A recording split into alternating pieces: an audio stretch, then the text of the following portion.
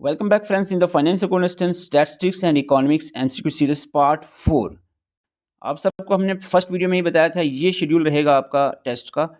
आज हमारा टेस्ट रहने वाला है स्टैटिस्टिक्स से हम देखें तो मेजर और सेंट्रल टेंडेंसी टॉपिक रहेगा, और इकोनॉमिक्स का जो हमारा टॉपिक रहेगा वो है आपका डिमांड एनालिसिस। कल का टेस्ट जो रहेगा थ्योरी ऑफ प्रोबेबिलिटी, और इकोनॉमिक्स से देखें तो factor pricing, marginal productivity theory and Ricardian theory of rent. तो ये आप स्क्रीनशॉट ले लो, इसी हिसाब से आपको तैयारी करके आना है। 9:30 रात को टेस्ट होना है हर एक टॉपिक का। जो भी एस्पिरेंट हमारे साथ मिलकर तैयारी करना चाह रहे हैं फाइनेंस अकाउंटेंट के लिए, हमारे एप्लीकेशन पे विजिट कर सकते हैं। एप्लीकेशन का लिंक आपको डिस्क्रिप्शन और कमेंट बॉक्स में दिया हुआ है। अगर एप्लीकेशन में किसी तरह की प्रॉब्लम आती है, व्हाट्सएप नंबर आपके सामने है, इसका स्क्रीनशॉट आप ले लें, इस पर मैसेज कर सकते हैं।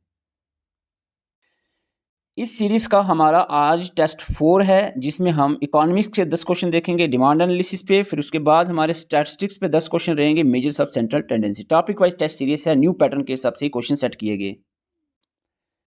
क्वेश्चन नंबर 1 आपके सामने है, match the column type question है। प्राइस इलास्टिसिटी ऑफ डिमांड पे क्वेश्चन बनाया गया है। कॉलम 1 में आपको दिया है परफेक्टली। ये क्वेश्चन जो भी आप पढ़ोगे ध्यान से पढ़ लो, मैं आपको बीच में रिवाइज भी करवाने के लिए पूछूंगा ऐसे क्वेश्चन जो पहले आपने इसी वीडियो में देखे होंगे। तो इसलिए जो भी क्वेश्चन देखोगे ध्यान से देखो और वो चीज़ें याद रखो, आगे आपको मैं टेस्ट करने वाला हूँ।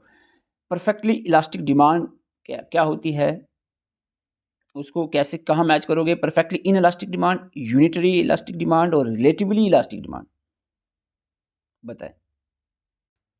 जब क्वेश्चन आपके सामने आ जाए वीडियो पॉज करें, 1 मिनट पूरा लें, आप क्वेश्चन समझें और उसका फिर आंसर करें।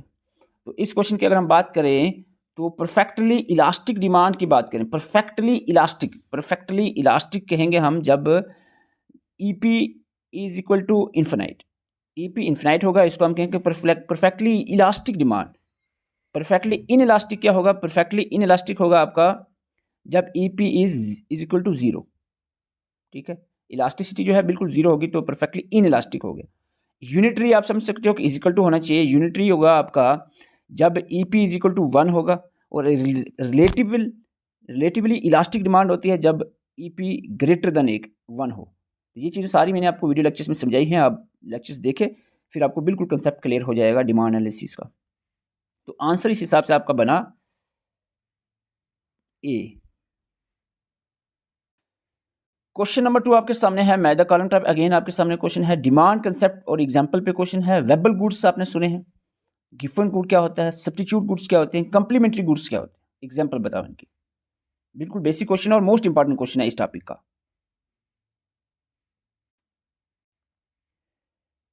वेबल गुड की बात करें तो वेबल गुड आपके जो लग्जरी गुड्स होते हैं, जैसे कि डायमंड, लग्जरी कार्स, ये आपका आ जाता है जहां डिमांड लॉ फॉलो नहीं होता, ये एक्सेप्शन ऑफ डिमांड लॉ में आते हैं।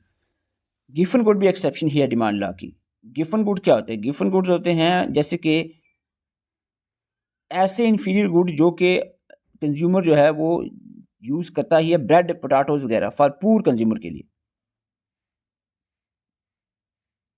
सब्स्टिट्यूट गुड्स क्या होता है, सब्स्टिट्यूट गुड जैसे टी एंड कॉफ़ी सब्स्टिट्यूट है, टी को कॉफ़ी सब्स्टिट्यूट कर सकता है, लेकिन कंप्लीमेंट्री होता है जो साथ में यूज़ होते हैं। जैसे हम बात कर लें पेन और इंक की, पेन और इंक जो क्या है कंप्लीमेंट्री गुड है। मैं यहाँ ज़्यादा नहीं समझाऊंगा, क्लासेस ऑलरेडी आपको दी हुई हमने, अभी हम टेस्ट कर रहे हैं आपको कि आपको तैयार हुआ कि नहीं कंसेप्ट। इसका आंसर रहेगा बी। अगर आपकी डिमांड है कि रिवीजन सेशन लाया जाए तो फिर हम उसमें एक्सप्लेन करेंगे। कुछ स्टूडेंट्स कह रहे हैं एक्सप्लेन नहीं करते, तो एक्सप्लेनेशन के लिए नहीं है, जस्ट आपके टेस्ट, ये टेस्ट है, टेस्ट सीरीज है, ठीक है, ये आपको चेक करने के लिए कि आपकी तैयारी कैसे हुई है। क्वेश्चन नंबर 3 आपके सामने है, price of a substitute good rises कब राइज होता है, इसको आपने मैच करना है। Price of complementary good rises, income rises normal good case में, इनकम राइजेस गिवन गुड केस में। बताएं क्या रहेगा आंसर। आप वीडियो पॉज करके आराम से सोचिए आंसर, 1 मिनट लें, 1 मिनट से ज़्यादा नहीं लेना आपको, 1 मिनट लें आप। यहाँ पर price of substitute good rises कब राइज होता है, जब डिमांड जो है सब्स्टिट्यूट का प्राइस कब राइज होगा, जब अदर जो उसका अदर गुड होगा उसकी जो डिमांड राइज होगी। Price of substitute good rises when demand for other good increases. ठीक है, price of complementary good rises, complementary good कब राइज होगी, price of demand for other good decrease, एक की डिमांड डिक्रीज हो दूसरे की राइज हो जाए। Income rises normal good case में इनकम जब बढ़ती है तो नॉर्मल गुड केस में क्या होता है, नॉर्मल गुड केस में ये होता है कि डिमांड ऑफ द गुड जो है वो इंक्रीज हो जाती है। Income rises given good case में जब इनकम बढ़ती है, गिवन गुड केस में जब इनकम बढ़ती है, डिमांड जो है वो डिक्रीज होती है, डिमांड फॉर द गुड्स जो है वो डिक्रीज होगी। आपको बताने हैं कौन सी स्टेटमेंट करेक्ट है। There is an inverse relationship between price of a commodity and quantity demanded. क्या लॉ ऑफ डिमांड ये कहता है प्राइस ऑफ द कमोडिटी, किसी प्रोडक्ट या गुड्स की प्राइस इनवर्स रिलेशन है उसका क्वांटिटी डिमांड से। प्राइस बढ़ेगा डिमांड कम होगी, डिमांड बढ़ेगा प्राइस कम होगी। ऐसा कैसा है, price is independent variable and demand is independent. दूसरा पॉइंट कह रहा है कि दोनों अलग अलग चीज़ें, किस पे डिपेंड नहीं है प्राइस और डिमांड एक दूसरे पे। Law of demand is quantitative statement that precisely measure the demand changes. Generally the demand curve slope downward from left to right. बताएं कौन सी स्टेटमेंट करेक्ट है। इन 4 स्टेटमेंट में से स्टेटमेंट नंबर 1 तो बिल्कुल क्लियर है, लॉ ऑफ डिमांड की अब स्टेटमेंट है, ये डेफिनेशन है। दूसरा पॉइंट गलत है, तीसरा पॉइंट भी गलत है और चौथा पॉइंट जो है ये सही है। आंसर रहेगा 1 और 4, that is option number C. Question number 5, consider the following statement about the price elasticity of demand. अभी थोड़ी देर पहले आपको थोड़ा इसके बारे में आइडिया दिया हमने पहले क्वेश्चन में। प्राइस इलास्टिसिटी ऑफ डिमांड पे यहाँ पर एक क्वेश्चन और आ गया है। परफेक्टली इन इलास्टिक डिमांड का क्या मतलब होगा। परफेक्टली नाम से पता चला अगर आप ध्यान से पढ़ोगे। Perfectly inelastic demand means demand is constant even if the price changes. Relatively elastic demand occur when the change in demand is less than the change in the price. बिल्कुल सिंपल वे में आपको notes में लिखा गया है, अगर आपने पढ़े हैं डेफिनेटली आंसर जल्दी से कर दोगे। यूनिटरी इलास्टिक डिमांड इंडिकेट करता है that the change in demand is exactly equal to the change in price. जितना प्राइस बढ़ेगा उतनी ही डिमांड में चेंज आएगी। In relatively inelastic demand में अगर देखें तो change in demand is more than the change in price. बताएं कौन सी स्टेटमेंट इनकरेक्ट पूछा जा रहा है यहाँ पर। इनकरेक्ट कौन सी स्टेटमेंट इनकरेक्ट है। स्टेटमेंट जो है स्टेटमेंट 1 तो बिल्कुल करेक्ट है।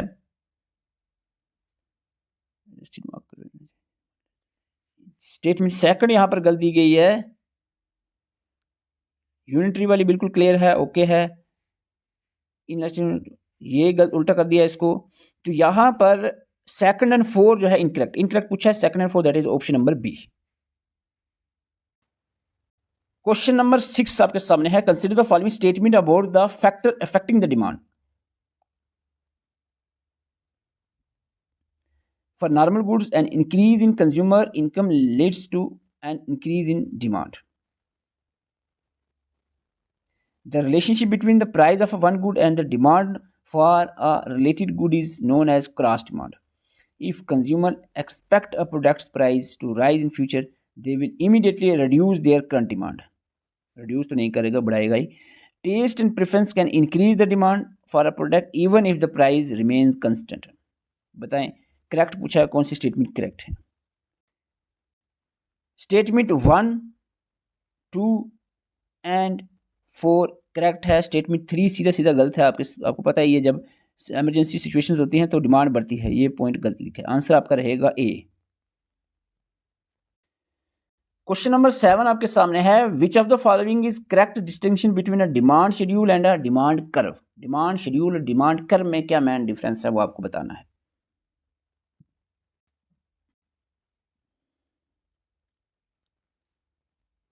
Demand schedule measures elasticity while demand curve measure the income changes. नहीं। A demand schedule applies only to गिवन goods while demand curve applies to the normal good. गलत है। A demand schedule is tabular representation of a price and quantity demanded whereas the demand curve is graphical representation. बिल्कुल सही point है। Answer आपका सी रहेगा। आपको मैं पहले ही बता चुका हूँ वीडियो पास करनी है जब आपके सामने क्वेश्चन आ जाएगा, 1 मिनट लेना है और इसको आंसर करना है। ठीक है। अब आप साथ साथ में वीडियो चलाओगे, आप हो सकता है मेरे सुनने में आपको एक हिंट मिल जाए और आंसर आपका इजीली निकल जाए। फिर आप सोचोगे हाँ भाई हाँ ये तो तैयार है मुझे, तो वो नहीं है। आपको वीडियो रोकना है और फिर आंसर ढूंढना है। Match the type of goods with demand और इनकम इफेक्ट। नॉर्मल गुड, गिवन good, complementary good, inferior good का आपको इनकम इफेक्ट बताना है। Normal good demand rises as income rises. गिवन गुड केस में देखें, गिवन गुड केस में देखें, demand fall as price rises, law of demand holds. Complementary goods की बात करें, प्राइस ऑफ वन, सॉरी यहां पर गलत हो गया। क्वेश्चन नंबर 8 आपके सामने है, match the column type question है, डिमांड इनकम इफेक्ट पे क्वेश्चन है, नॉर्मल गुड, गिवन good, complementary good, inferior good. तो यहाँ पर आपको बताना है क्या मैच करेगा। जब भी क्वेश्चन सामने आए वीडियो पॉज करें, फिर 1 मिनट लेकर आंसर आराम से करें, ठीक है। नॉर्मल गुड यहाँ पर जुड़ेगा, demand rises as the income rises, normal good जुड़ेगा, ठीक है। गिवन गुड में रहेगा प्राइस इफेक्ट जो है इसमें पॉजिटिव रहेगा, demand rises as the price rises, income rises नहीं है। डिमांड राइज होती है जब प्राइस बढ़ता है गिवन गुड के केस में, स्टेटस सिंबल केस में। कम्प्लीमेंट्री गुड की बात करें, कम्प्लीमेंट्री गुड केस में price of one product rises, demand for the other fall हो जाएगी, दैट इज ऑप्शन नंबर 3 में जुड़ेगा, C3 से जुड़ेगा। इन्फीरियर गुड आपका सीधा बचा है पॉइंट 1। इन्फीरियर गुड जो होता है, डिमांड जो है falls as the price rises, तो आंसर रहेगा आपका ऑप्शन नंबर डी, आपका आंसर रहेगा।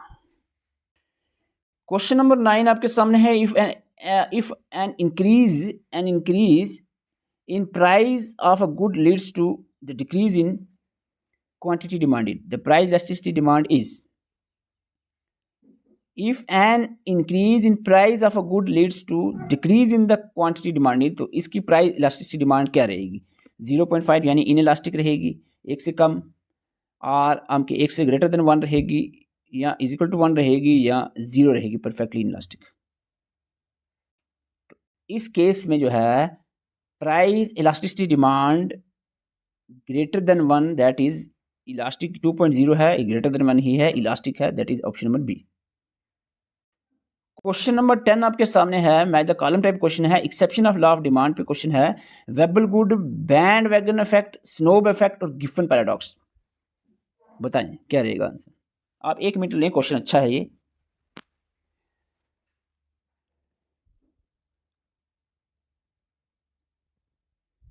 वेबल इफेक्ट की बात करें, buying expensive good as a status symbol, ये आपका रहेगा, वेबल इफेक्ट के साथ जुड़ेगा। और गिफन पैराडॉक्स की बात करें, गिफन पैराडॉक्स की बात करें तो वो जुड़ेगा आपका highly inferior stable food where price rise increase the demand. ये दो तो आपको आते ही ना, हमने पढ़ा। अगर बैंड वैगन इफेक्ट या स्नो इफेक्ट नहीं आता फिर भी आप आंसर निकाल सकते हो। तो इसका जो है वो आंसर रहेगा ऑप्शन नंबर ए, क्योंकि ए का 4, डी का 2 ऑप्शन नंबर ए में ही है। एक और ऑप्शन में भी है लेकिन आगे देख लेते हैं। बैंड वैगन इफेक्ट आपका रहेगा buying goods simply because everyone else is buying it. इसको हम अच्छा याद भी रखना है, बैंड वैगन इफेक्ट क्या होता है? किसी भी चीज़ को खरीदना क्योंकि सभी वो खरीद रहे हैं, इसको बैंड वैगन इफेक्ट कहते हैं। और स्नोब इफेक्ट होता है desiring a good less because others have it. अरे ये तो बाकियों के पास भी, छोड़ मैं नहीं लेता, ये इसको हम स्नोब इफेक्ट कहते हैं। समझ यार, ये ड्रेस नहीं मिल लेता यार, ये आम हो गया, उसने भी लगाया, उसने भी लगाया, ये स्नोब इफेक्ट है। बैंड वैग इफेक्ट में यार ये वो उसके पास आईफोन ही है, उस पर वो चीज़ है, उस फलाने उसने सेलिब्रिटी ने वो पहन लिया तो मैं भी वही पहनूँ, उसने ये ट्रेंड चल गया। तो ये इस केस को हम बैंड वैगन इफेक्ट कहेंगे, ठीक है। ये पॉइंट आपने याद रखने हैं। अब हम बात करेंगे स्टैटिस्टिक्स पे। आपको बता दें इस सीरीज़ को बहुत से रेस्पेंड कह रहे थे अकाउंटेंसी की सीरीज़ कंटिन्यू क्यों नहीं हुई। मैं आपको बता दूं, आप थोड़ा रिस्पांस अच्छा दोगे। 20 क्वेश्चन एक वीडियो के लिए बनाने में पूरा 1 दिन लगता है। आप सोच रहे होंगे 1-2 घंटे में 20 क्वेश्चन बन जाते हैं, वो बन जाते हैं, लेकिन जिस तरह के क्वेश्चन हम बना रहे हैं इसको पूरा 1 दिन लगता है। तो एटलीस्ट आपका भी बनता है कि आप वीडियो को लाइक करके कमेंट अपना स्कोर कर दें। सिर्फ 10 या 15 स्टूडेंट ही कमेंट करते हैं, फिर वो कहते हैं कि कंटिन्यू रखा जाए। जब आप इंटरेस्टेड नहीं होगे पढ़ने में तो हम कैसे आपको पढ़ाने में इंटरेस्ट लेंगे। ठीक है, कम से कम थोड़ी मेहनत कर लो। या आपको 2 ही सब्जेक्ट दिए, इकोनॉमिक और स्टैटिक्स, 12 दिन में आपको अच्छे से पढ़ना था। अगर आप एक दिन में 6-8 घंटे पढ़ते तो डेफिनेटली ये हो जाता। अगर आप सोच रहे हो कि 1 घंटा दिन में थोड़ा सा नज़र लगा लेंगे, फिर बीच में थोड़े दूसरे सब्जेक्ट भी नज़र लगा लेंगे, फिर वो काम नहीं होगा। ठीक है, पूरे फोकस के साथ अगर 2 सब्जेक्ट लेकर चलते हो तो 12 दिन में अच्छे से 2 सब्जेक्ट हो सकते हैं। तो स्टैटिस्टिक का क्वेश्चन नंबर 1 आपके सामने है। देखो, पहले ही मैं एक चीज़ कह रहा हूँ, अब आपने, मैं ज़्यादा बोलूँगा नहीं, आपने वीडियो पास करनी है और आंसर ढूंढना है इसका। ठीक है, तो question number 1 match the column type question है। मेजर्स ऑफ सेंट्रल टेंडेंसी पे ही आज क्वेश्चन इस टॉपिक से रहने वाले हैं। Arithmetic mean, median, mode, geometric mean क्या होता है बताओ। देखो, मेजर ऑफ सेंट्रल टेंडेंसी में ये ही 3-4 चीज़ें मैन पढ़नी होती हैं आपको।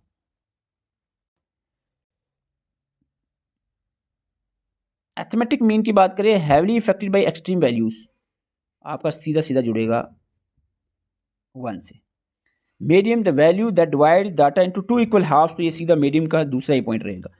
मोड की बात करें तो mode useful for calculating average rates of growth नहीं, the most frequent occurring value. ठीक है, मोड होता है मोस्ट फ्रीक्वेंट अकरिंग वैल्यू 4 रहेगा। और ज्योमेट्रिक मीन होता है, geometric mean the useful for calculating average rates of growth. आपका इस हिसाब से आंसर बनेगा option number A. Question number 2 आपके सामने है। Student score 18 math credit 4, 19 physics यहाँ पर क्रेडिट 3 मिला, और and 17 chemistry credit 3। What is the students weighted average score, बताएं। तो वेटेड एवरेज स्कोर रहेगा 80। तो इसके बारे में अगर आपको नहीं समझ आया, मैं आपको यहाँ पर बता दूँ। ये फार्मूला लगाना आपको वेटेड एवरेज का, ये फार्मूला लगेगा। और यहाँ पर देखो, मैथ में 80 है, मल्टीप्लाई करना है जो आपको क्रेडिट दिया है 4 से, 90 के 3 से, 70 को 3 से, तो आपका ये आ जाएगा टोटल 800। फिर आपको प्लस करना है जो 433 को 10 तो 800 divide by 10 is equal to 80। Question number 13 आपके सामने है। क्वेश्चन नंबर 13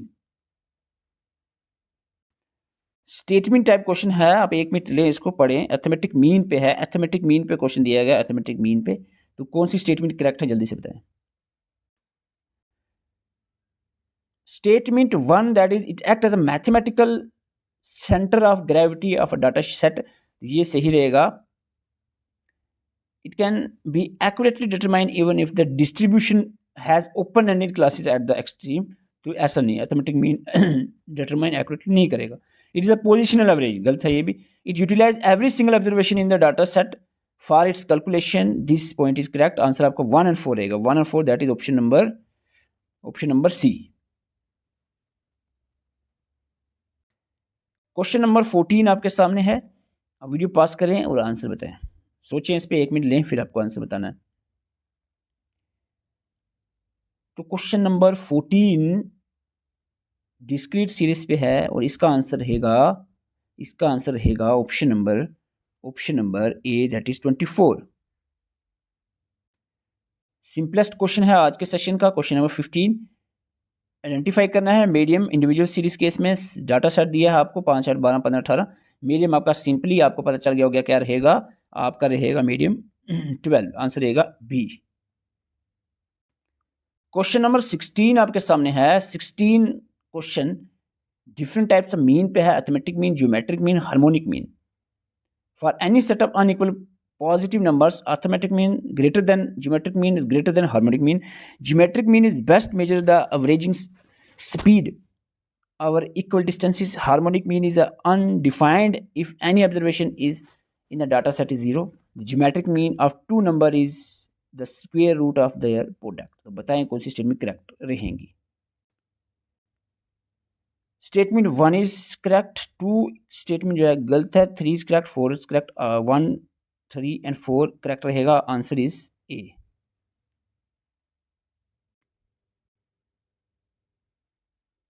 क्वेश्चन नंबर 17 यहाँ पर consider the following pair of data type and their best measures of central tendency. Pair 1 में क्वालिटेटिव नॉमिनल डाटा, एग्जांपल जैसे आई कलर हो गया है, मोड बेस्ट मेजर है सेंट्रल टेंडेंसी का। Highly skewed income data, mean mode best रहेगा, क्या ऐसा है। Average rate of return on investment, geometric mean best रहेगा मेजर करने के लिए सेंट्रल टेंडेंसी को, यानी सेंट्रल टेंडेंसी सिंपली आप समझ लो कि एवरेज। तो यहाँ पर जो पहला पॉइंट पेयर है करेक्ट है, दूसरा पेयर गलत है, तीसरा करेक्ट है, आंसर रहेगा 1 और 3। करेक्टली मैच पूछा है तो 1 और 3 आंसर रहेगा। Question number 18, consider the following pair of specific scenarios. कुछ स्पेसिफिक सिनारियोज दिए हैं, आपको बताना है इसमें कौन से पेयर करेक्टली मैच हैं। Finding average speed given different speeds for equal time interval, arithmetic mean. Finding average speed given different speed for equal distances, harmonic mean. Finding average population growth rate, geometric mean. इस case में जो 3 pair दिए हैं इनमें से pair 1 is correct, second is correct, third is also correct, all 3 pairs are correctly match, answer D रहेगा।